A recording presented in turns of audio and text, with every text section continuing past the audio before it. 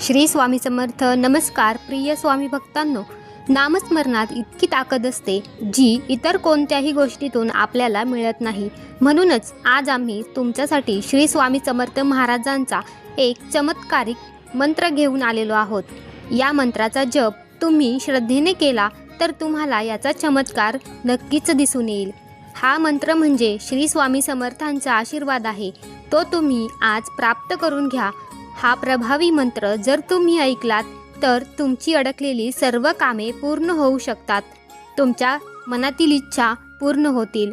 अनेक दिवसांपासून नोकरीसाठी प्रयत्न करत असाल, तुम्हाला वृद्धी हवी असेल, एखादे प्रोजेक्ट तुम्हाला पूर्ण करायचे असेल, तुमचे कर्जाचे हप्ते लवकरात लवकर फिटावे असे तुम्हाला वाटत असेल, यासाठी दररोज 20 मिनिटे तरी तुमच्या मोबाईलवरती हा मंत्र चालू ठेवा.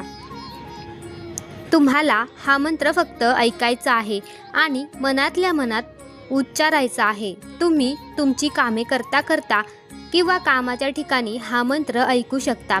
हा मंत्र फक्त ऐकल्याने सुद्धा या मंत्राचा खूप मोठा प्रभाव आपल्या जीवनावर पडतो.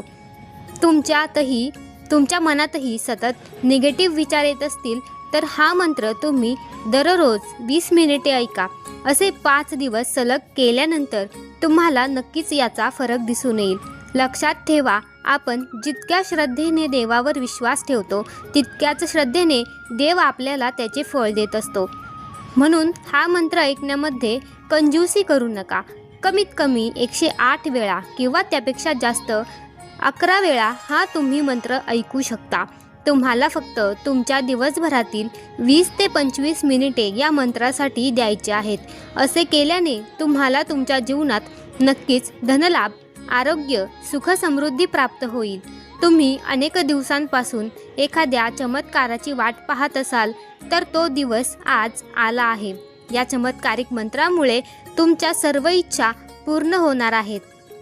श्री स्वामी समर्थांचा आशीर्वाद तुमच्यावर कायम राहणार आहे. प्रिय स्वामी भक्तांनो, आजही तुमच्यासाठी स्वामी महाराजांचा चमत्कारिक, दैवी आणि अद्भुत मंत्र घेऊन आलेलो आहे. तुम्ही सुद्धा मन लावून हा मंत्र ऐका. स्वामींचा जप सुरू करण्यापूर्वी तुम्ही जर पहिल्यांदाच हा व्हिडिओ पाहत असाल तर चॅनेलला सबस्क्राईब नक्की करा. आपल्या स्वामी परिवाराचे सदस्य व्हा. तर आपण श्री स्वामी समर्थ महाराजांचा मंत्र जपामध्ये तल्लीन होऊया आणि श्री स्वामी समर्थ महाराजांचा आशीर्वाद प्राप्त करून घेऊया. ओम श्री धनप्रदाय श्री स्वामी समर्थाय नमः. ओम श्री धनप्रदाय श्री स्वामी समर्थाय नमः. ओम श्री धनप्रदाय श्री स्वामी समर्थाय नमः. ओम श्री धनप्रदाय श्री स्वामी समर्थाय नमः. ओम श्री धनप्रदाय श्री स्वामी समर्थाय नमः. ओम श्री धनप्रदाय श्री स्वामी समर्थाय नमः.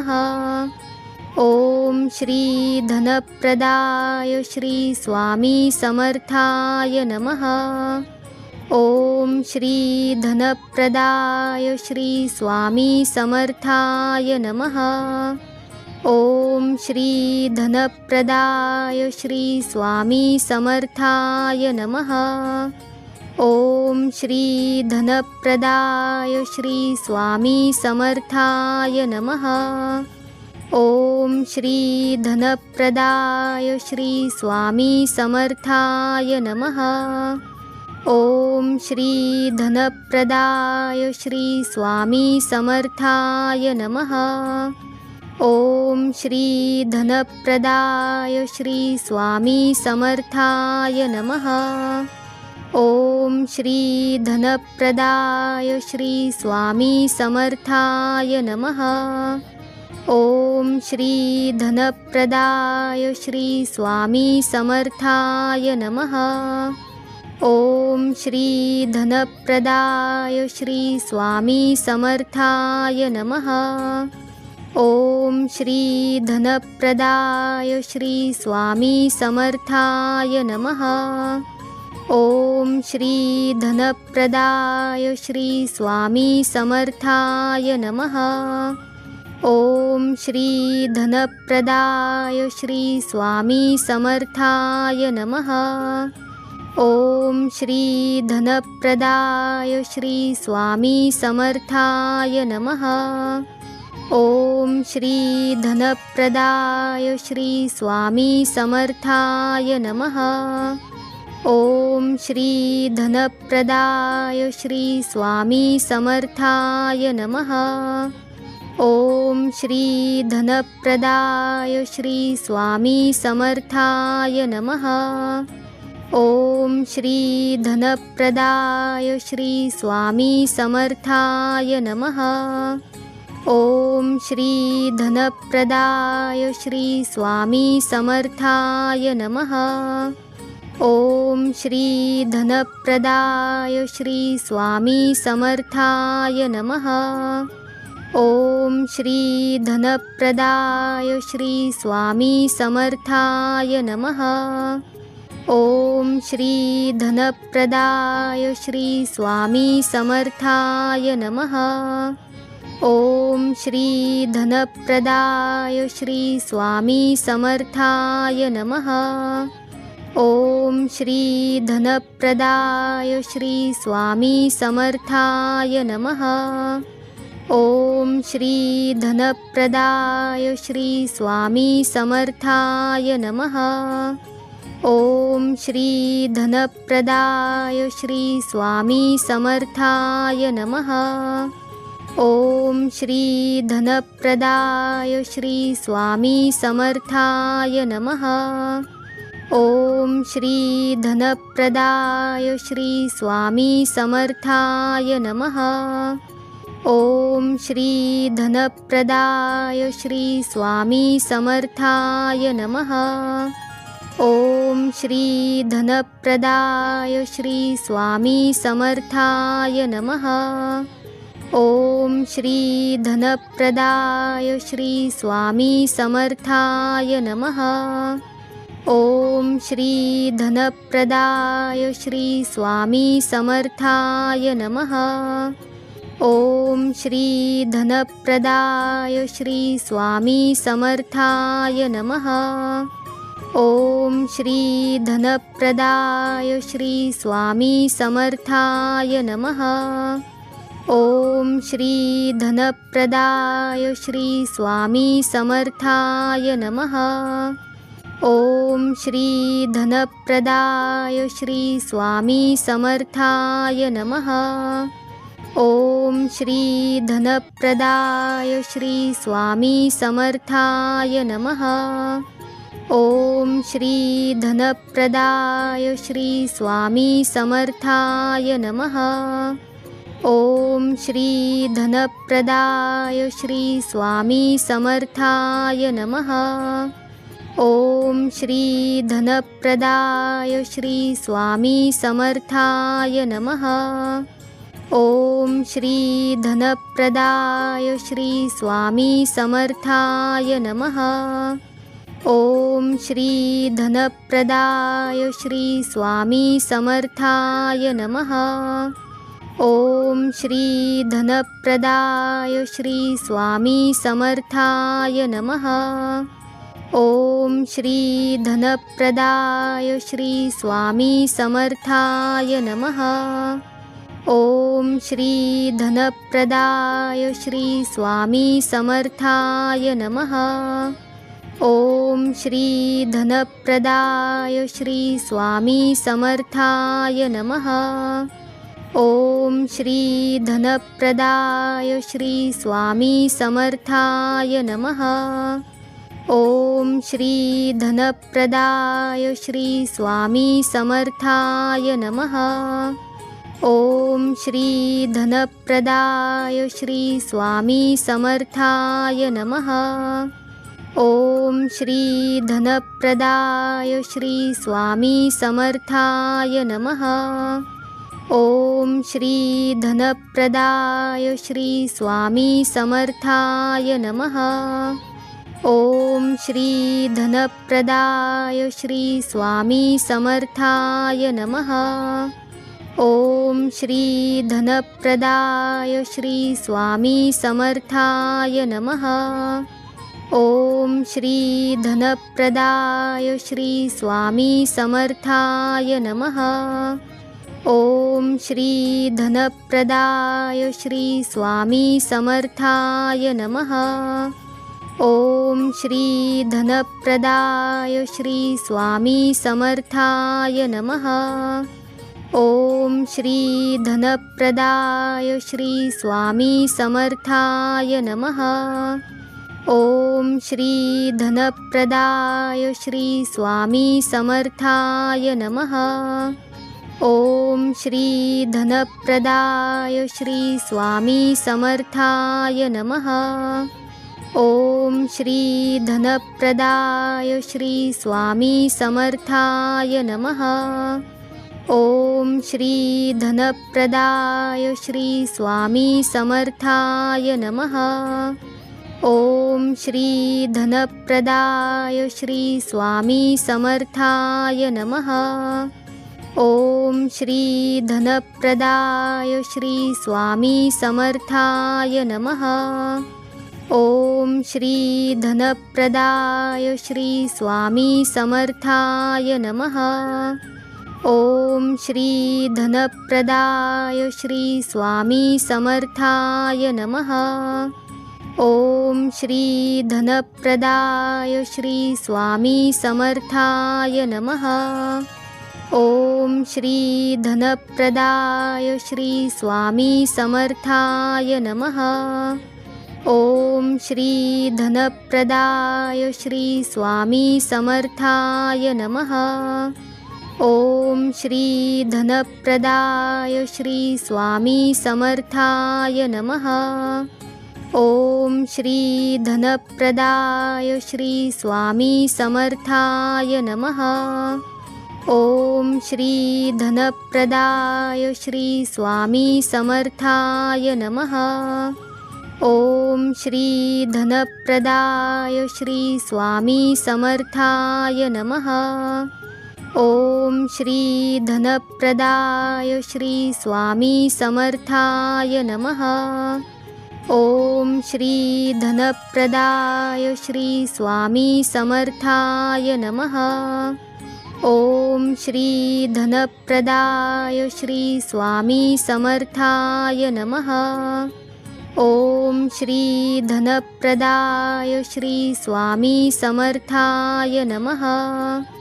ओम श्री धनप्रदाय श्री स्वामी समर्थाय नमः।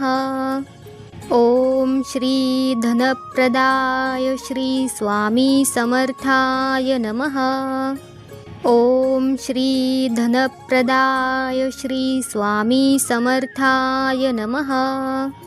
ओम श्री धनप्रदाय श्री स्वामी समर्थाय नमः। ओम श्री धनप्रदाय श्री स्वामी समर्थाय नमः। ओम श्री धनप्रदाय श्री स्वामी समर्थाय नमः। ओम श्री धनप्रदाय श्री स्वामी समर्थाय नमः। ओम श्री धनप्रदाय श्री स्वामी समर्थाय नमः। ओम श्री धनप्रदाय श्री स्वामी समर्थाय नमः। ओम श्री धनप्रदाय श्री स्वामी समर्थाय नमः। ओम श्री धनप्रदाय श्री स्वामी समर्थाय नमः। ओम श्री धनप्रदाय श्री स्वामी समर्थाय नमः। ओम श्री धनप्रदाय श्री स्वामी समर्थाय नमः। ओम श्री धनप्रदाय श्री स्वामी समर्थाय नमः। ओम श्री धनप्रदाय श्री स्वामी समर्थाय नमः। ओम श्री धनप्रदाय श्री स्वामी समर्थाय नमः। ओम श्री धनप्रदाय श्री स्वामी समर्थाय नमः। ओम श्री धनप्रदाय श्री स्वामी समर्थाय नमः। ओम श्री धनप्रदाय श्री स्वामी समर्थाय नमः। ओम श्री धनप्रदाय श्री स्वामी समर्थाय नमः। ओम श्री धनप्रदाय श्री स्वामी समर्थाय नमः। ओम श्री धनप्रदाय श्री स्वामी समर्थाय नमः। ओम श्री धनप्रदाय श्री स्वामी समर्थाय नमः। ओम श्री धनप्रदाय श्री स्वामी समर्थाय नमः।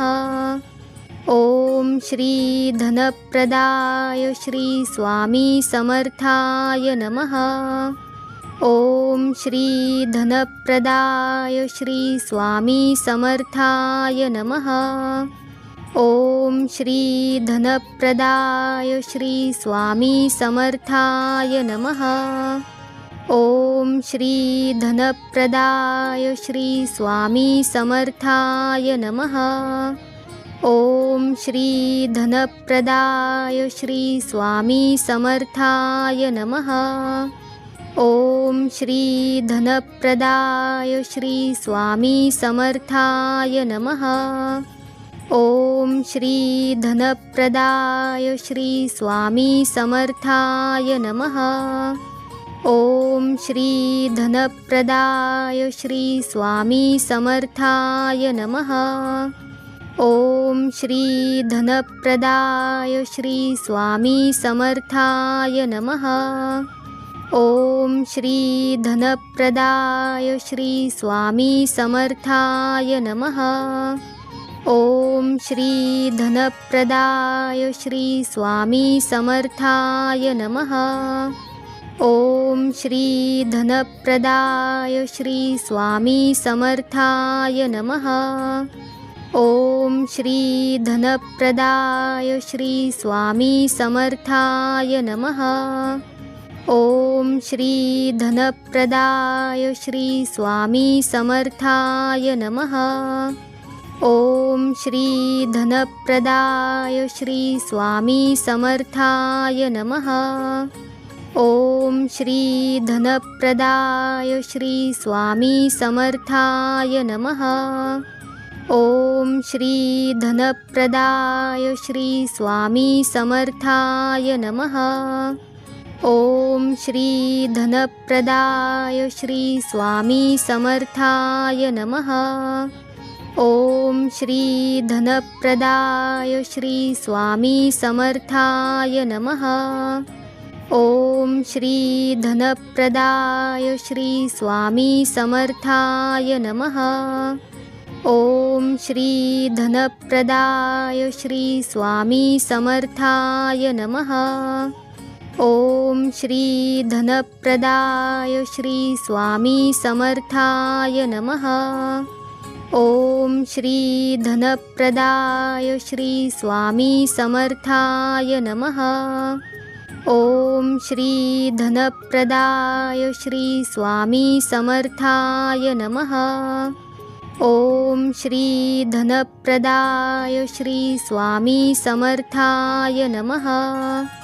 ओम श्री धनप्रदाय श्री स्वामी समर्थाय नमः।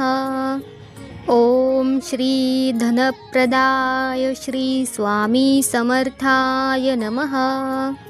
ओम श्री धनप्रदाय श्री स्वामी समर्थाय नमः। ओम श्री धनप्रदाय श्री स्वामी समर्थाय नमः। ओम श्री धनप्रदाय श्री स्वामी समर्थाय नमः। ओम श्री धनप्रदाय श्री स्वामी समर्थाय नमः। ओम श्री धनप्रदाय श्री स्वामी समर्थाय नमः। ओम श्री धनप्रदाय श्री स्वामी समर्थाय नमः। ओम श्री धनप्रदाय श्री स्वामी समर्थाय नमः। ओम श्री धनप्रदाय श्री स्वामी समर्थाय नमः। ओम श्री धनप्रदाय श्री स्वामी समर्थाय नमः। ओम श्री धनप्रदाय श्री स्वामी समर्थाय नमः। ओम श्री धनप्रदाय श्री स्वामी समर्थाय नमः। ओम श्री धनप्रदाय श्री स्वामी समर्थाय नमः। ओम श्री धनप्रदाय श्री स्वामी समर्थाय नमः। ओम श्री धनप्रदाय श्री स्वामी समर्थाय नमः। ओम श्री धनप्रदाय श्री स्वामी समर्थाय नमः। ओम श्री धनप्रदाय श्री स्वामी समर्थाय नमः। ओम श्री धनप्रदाय श्री स्वामी समर्थाय नमः। ओम श्री धनप्रदाय श्री स्वामी समर्थाय नमः। ओम श्री धनप्रदाय श्री स्वामी समर्थाय नमः। ओम श्री धनप्रदाय श्री स्वामी समर्थाय नमः। ओम श्री धनप्रदाय श्री स्वामी समर्थाय नमः। ओम श्री धनप्रदाय श्री स्वामी समर्थाय नमः। ओम श्री धनप्रदाय श्री स्वामी समर्थाय नमः। ओम श्री धनप्रदाय श्री स्वामी समर्थाय नमः। ओम श्री धनप्रदाय श्री स्वामी समर्थाय नमः। ओम श्री धनप्रदाय श्री स्वामी समर्थाय नमः। ओम श्री धनप्रदाय श्री स्वामी समर्थाय नमः। ओम श्री धनप्रदाय श्री स्वामी समर्थाय नमः। ओम श्री धनप्रदाय श्री स्वामी समर्थाय नमः। ओम श्री धनप्रदाय श्री स्वामी समर्थाय नमः। ओम श्री धनप्रदाय श्री स्वामी समर्थाय नमः। ओम श्री धनप्रदाय श्री स्वामी समर्थाय नमः। ओम श्री धनप्रदाय श्री स्वामी समर्थाय नमः। ओम श्री धनप्रदाय श्री स्वामी समर्थाय नमः। ओम श्री धनप्रदाय श्री स्वामी समर्थाय नमः। ओम श्री धनप्रदाय श्री स्वामी समर्थाय नमः। ओम श्री धनप्रदाय श्री स्वामी समर्थाय नमः। ओम श्री धनप्रदाय श्री स्वामी समर्थाय नमः। ओम श्री धनप्रदाय श्री स्वामी समर्थाय नमः। ओम श्री धनप्रदाय श्री स्वामी समर्थाय नमः। ओम श्री धनप्रदाय श्री स्वामी समर्थाय नमः। ओम श्री धनप्रदाय श्री स्वामी समर्थाय नमः। ओम श्री धनप्रदाय श्री स्वामी समर्थाय नमः। ओम श्री धनप्रदाय श्री स्वामी समर्थाय नमः। ओम श्री धनप्रदाय श्री स्वामी समर्थाय नमः। ओम श्री धनप्रदाय श्री स्वामी समर्थाय नमः। ओम श्री धनप्रदाय श्री स्वामी समर्थाय नमः। ओम श्री धनप्रदाय श्री स्वामी समर्थाय नमः। ओम श्री धनप्रदाय श्री स्वामी समर्थाय नमः। ओम श्री धनप्रदाय श्री स्वामी समर्थाय नमः। ओम श्री धनप्रदाय श्री स्वामी समर्थाय नमः। ओम श्री धनप्रदाय श्री स्वामी समर्थाय नमः। ओम श्री धनप्रदाय श्री स्वामी समर्थाय नमः। ओम श्री धनप्रदाय श्री स्वामी समर्थाय नमः। ओम श्री धनप्रदाय श्री स्वामी समर्थाय नमः। ओम श्री धनप्रदाय श्री स्वामी समर्थाय नमः। ओम श्री धनप्रदाय श्री स्वामी समर्थाय नमः। ओम श्री धनप्रदाय श्री स्वामी समर्थाय नमः। ओम श्री धनप्रदाय श्री स्वामी समर्थाय नमः। ओम श्री धनप्रदाय श्री स्वामी समर्थाय नमः। ओम श्री धनप्रदाय श्री स्वामी समर्थाय नमः। ओम श्री धनप्रदाय श्री स्वामी समर्थाय नमः। ओम श्री धनप्रदाय श्री स्वामी समर्थाय नमः। ओम श्री धनप्रदाय श्री स्वामी समर्थाय नमः।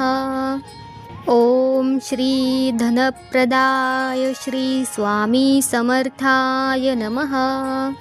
ओम श्री धनप्रदाय श्री स्वामी समर्थाय नमः।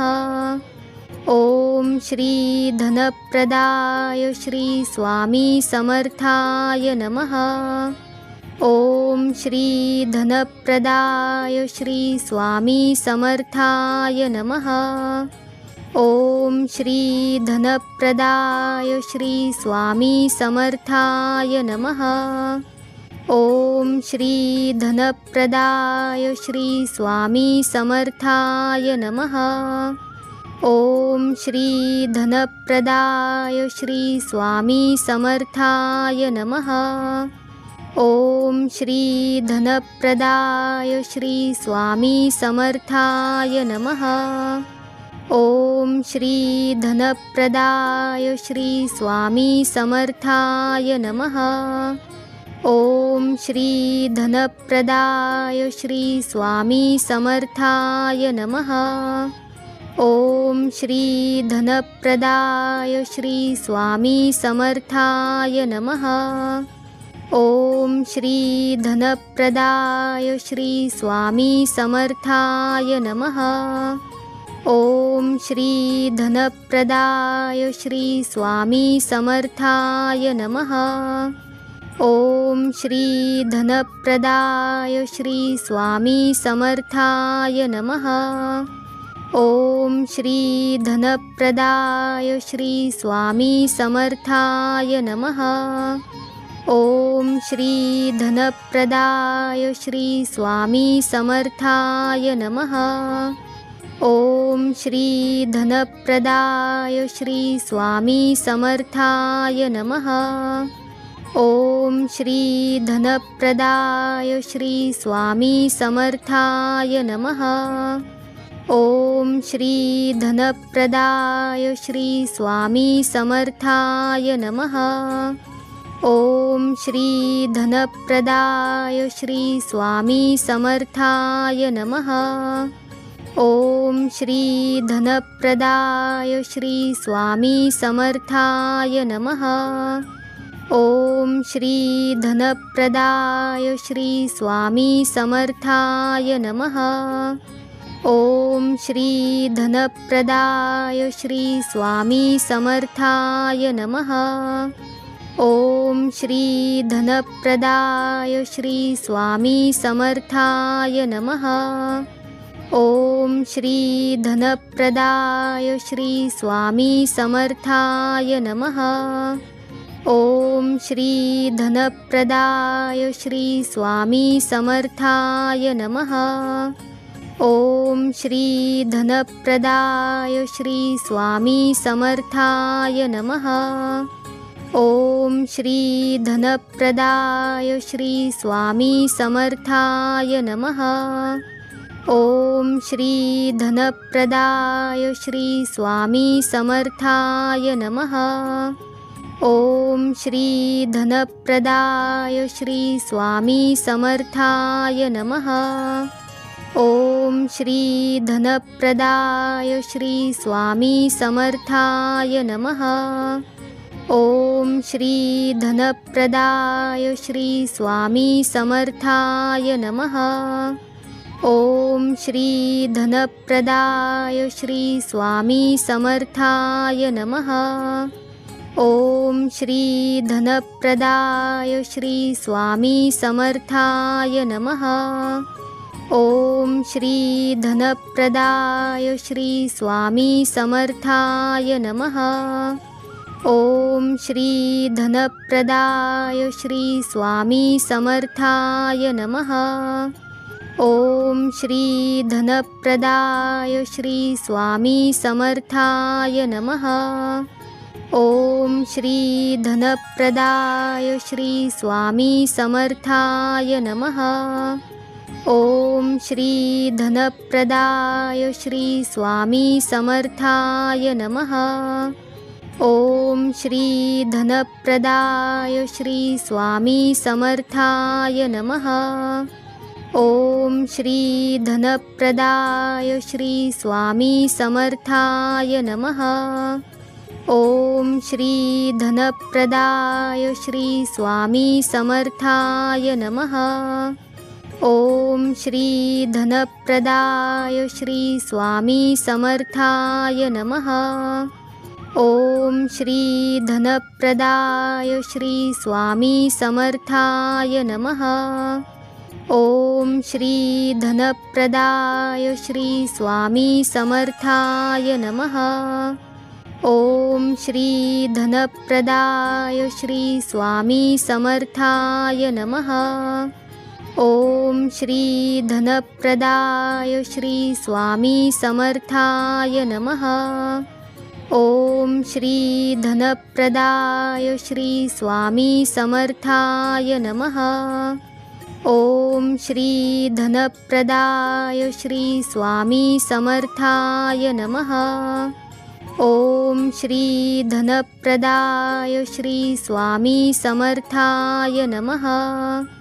ओम श्री धनप्रदाय श्री स्वामी समर्थाय नमः। ओम श्री धनप्रदाय श्री स्वामी समर्थाय नमः। ओम श्री धनप्रदाय श्री स्वामी समर्थाय नमः। ओम श्री धनप्रदाय श्री स्वामी समर्थाय नमः। ओम श्री धनप्रदाय श्री स्वामी समर्थाय नमः। ओम श्री धनप्रदाय श्री स्वामी समर्थाय नमः। ओम श्री धनप्रदाय श्री स्वामी समर्थाय नमः। ओम श्री धनप्रदाय श्री स्वामी समर्थाय नमः। ओम श्री धनप्रदाय श्री स्वामी समर्थाय नमः। ओम श्री धनप्रदाय श्री स्वामी समर्थाय नमः।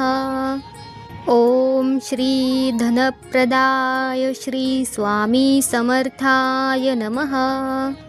ओम श्री धनप्रदाय श्री स्वामी समर्थाय नमः। ओम श्री धनप्रदाय श्री स्वामी समर्थाय नमः। ओम श्री धनप्रदाय श्री स्वामी समर्थाय नमः। ओम श्री धनप्रदाय श्री स्वामी समर्थाय नमः। ओम श्री धनप्रदाय श्री स्वामी समर्थाय नमः। ओम श्री धनप्रदाय श्री स्वामी समर्थाय नमः। ओम श्री धनप्रदाय श्री स्वामी समर्थाय नमः। ओम श्री धनप्रदाय श्री स्वामी समर्थाय नमः। ओम श्री धनप्रदाय श्री स्वामी समर्थाय नमः। ओम श्री धनप्रदाय श्री स्वामी समर्थाय नमः। ओम श्री धनप्रदाय श्री स्वामी समर्थाय नमः। ओम श्री धनप्रदाय श्री स्वामी समर्थाय नमः। ओम श्री धनप्रदाय श्री स्वामी समर्थाय नमः। ओम श्री धनप्रदाय श्री स्वामी समर्थाय नमः। ओम श्री धनप्रदाय श्री स्वामी समर्थाय नमः। ओम श्री धनप्रदाय श्री स्वामी समर्थाय नमः। ओम श्री धनप्रदाय श्री स्वामी समर्थाय नमः। ओम श्री धनप्रदाय श्री स्वामी समर्थाय नमः। ओम श्री धनप्रदाय श्री स्वामी समर्थाय नमः। ओम श्री धनप्रदाय श्री स्वामी समर्थाय नमः। ओम श्री धनप्रदाय श्री स्वामी समर्थाय नमः।